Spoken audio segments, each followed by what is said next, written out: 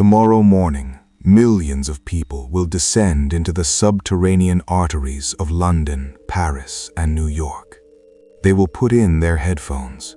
They will stare at their glowing screens. They will wait for their trains, and not a single one of them will look at the perfect, ancient brick arches above their heads and ask the only question that actually matters. How? How did men with iron pickaxes, wooden shovels, and horse-drawn carts secretly excavate millions of tons of earth from beneath the most congested, paralyzed cities in the world, without destroying the cities themselves? The math does not work. The logistics are a nightmare. Welcome back to TitanMetrics. Today, we audit the underground. Let's begin. Let us examine the official narrative. London, 1863. The opening of the Metropolitan Railway, the world's very first underground transit system. We are told this miraculous feat of engineering was accomplished primarily using the cut-and-cover method. You dig a massive trench in the street, build a brick tube inside it, and cover it back up. We are told it was done by thousands of common laborers. But I want you to visualize London in the early 1860s. Look at the archival photographs of the surface streets from that exact era. Narrow cobblestone arteries, no asphalt, mud, manure, and filth everywhere.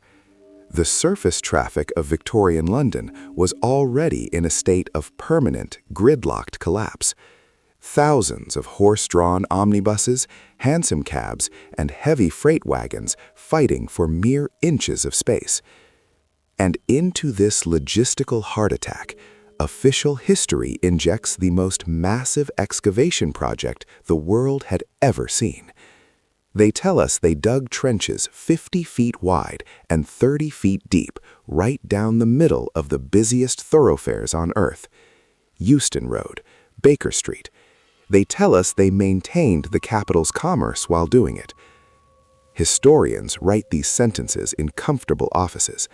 They have never managed a construction site. They do not understand the brutal physical reality of moving earth. They see the completed, beautifully tiled tunnel in 1863. They do not see the nightmare of the extraction. This is TitanMetrics. We do not deal in historical romance. We deal in volume. Let us do the mud math. We will take a very conservative, small section. A tunnel measuring 8 meters wide, 5 meters deep, and just 6 kilometers long. Roughly the length of the first underground line from Paddington to Farrington. If you multiply those dimensions, you get 240,000 cubic meters of solid, packed earth. But we must consult the geological ledger. London sits on a highly specific stratum known as London clay. London clay is notoriously dense, wet, and heavy. It acts like a vacuum. A single cubic meter of this compacted soil weighs approximately 1.9 tons. Furthermore, there is a fundamental law of excavation that historians conveniently forget: the swell factor. When you dig up compacted clay, it expands, it breaks apart and absorbs air. The standard swell factor for heavy clay is 30%. That means those Victorian workers didn't have to remove 240,000 cubic meters. They had to transport over 312,000 cubic meters of loose, wet, expanded clay. Let us convert that to weight. That is nearly 600,000 tons of mud. Now, look at the transport vehicle of the 19th century, the horse-drawn cart. A standard heavy-duty cart, pulled by a draft horse over cobblestone and mud, could safely carry about 1 to 1.5 tons of wet dirt per trip. Any more, and the wooden axle snaps, or the horse collapses and dies in the street. That requires a minimum of 400,000 individual cart trips just to remove the debris from one tiny 6-kilometer stretch. Let us divide that by the 3-year official construction timeline. That requires nearly 400 heavily loaded, mud-dripping wagons crawling out of the trenches, navigating the already paralyzed center of London every single day, Monday through Sunday. Where did it go? To move 600,000 tons of earth, you need massive, dedicated dumping grounds outside the city limits. You need a continuous, unbroken chain of wagons. If one wagon breaks a wheel in the narrow access lanes, the entire chain stops. Yet we have almost no photographs of these apocalyptic mountains of excavated earth surrounding Victorian London.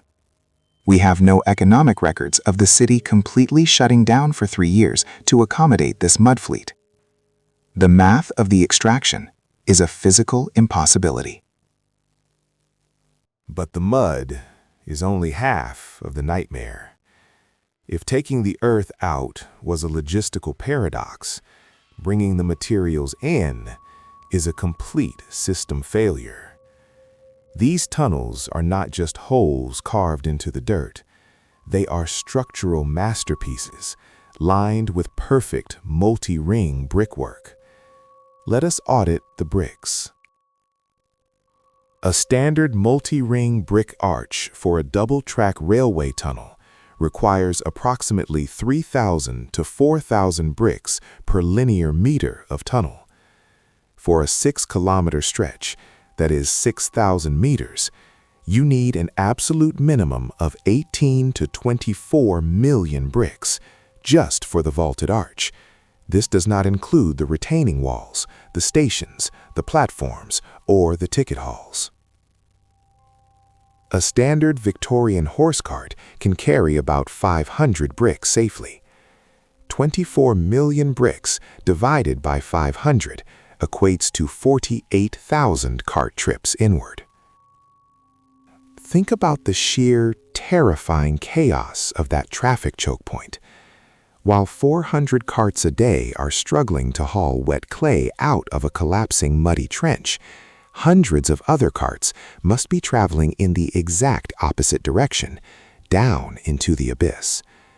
And they aren't just bringing bricks, they are bringing mortar, millions of gallons of water, thousands of tons of lime and sand that must be mixed on site. And we haven't even discussed the centering, the massive, intricate wooden arches that must be built inside the tunnel just to hold the bricks up while the mortar dries. In modern construction, we call this just-in-time delivery. It requires complex software, radio communication, GPS, and motorized fleets. We are expected to believe they achieved flawless, continuous, millimeter-perfect subterranean logistics using shouting foremen, blind corners, and panicked horses in the dark. To produce 24 million high-strength engineering bricks in a 3-year window requires industrial kilns of a staggering magnitude, kilns that simply did not exist in the immediate vicinity of the construction zones. How did they ensure this continuous supply chain on streets that were literally ripped open? When you apply the metrics of volume to the official timeline, the narrative collapses under its own weight. Let us go deeper, down into the completed trench itself. As we established in our previous audit regarding the thermal physics of old-world fireplaces, combustion has a cost. The London Underground opened in 1863. They did not use electric trains. Electric traction was decades away. They used coal-burning steam locomotives. Specifically, the broad-gauge engines provided by the Great Western Railway.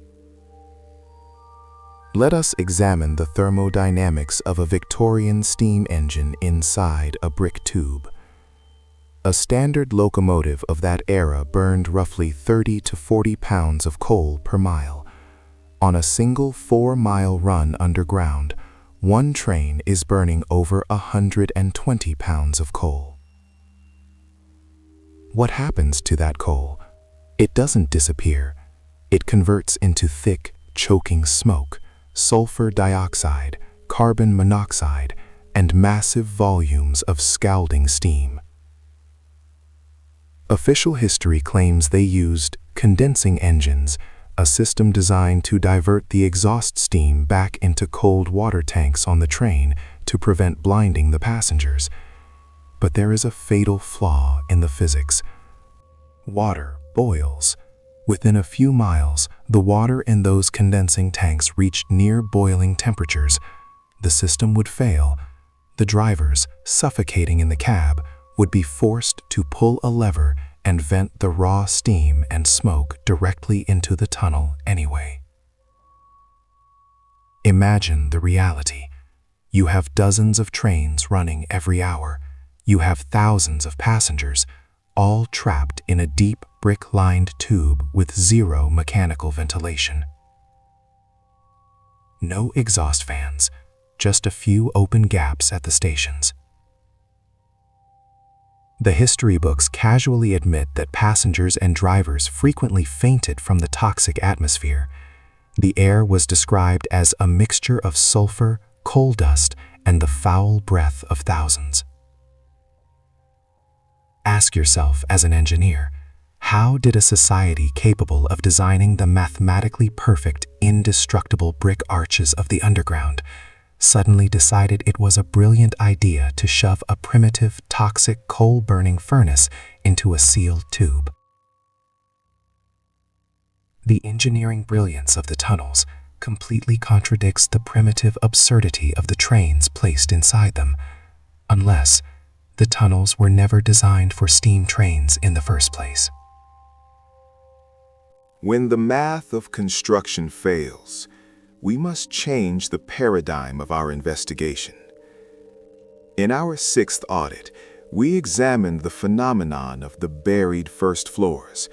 We looked at cities globally where the ground level mysteriously rose by 3 to 4 meters, burying the lower halves of grand architecture in compacted mud. Apply that reality to the subway. What if the 19th century was not an era of miraculous, impossible construction? What if it was an era of excavation? What if they didn't build the London Underground, or the catacombs of Paris, or the hidden vaults of New York? What if they hit a shovel against the dirt and found an existing subterranean infrastructure from a previous cycle of civilization? That explains the mud. They weren't digging tunnels. They were clearing them out. They were removing the silt of a global cataclysm from a transit network that was already structurally perfect. They found a high-tech, perhaps pneumatically or atmospherically driven underground system, and because they didn't have the technology to run it, they shoved their primitive, smoking coal trains into it, like monkeys driving a carriage. We are not looking at the brilliance of Victorian engineering. We are looking at a recovery operation, a civilization digging out the ruins of its predecessors and claiming the patent for themselves.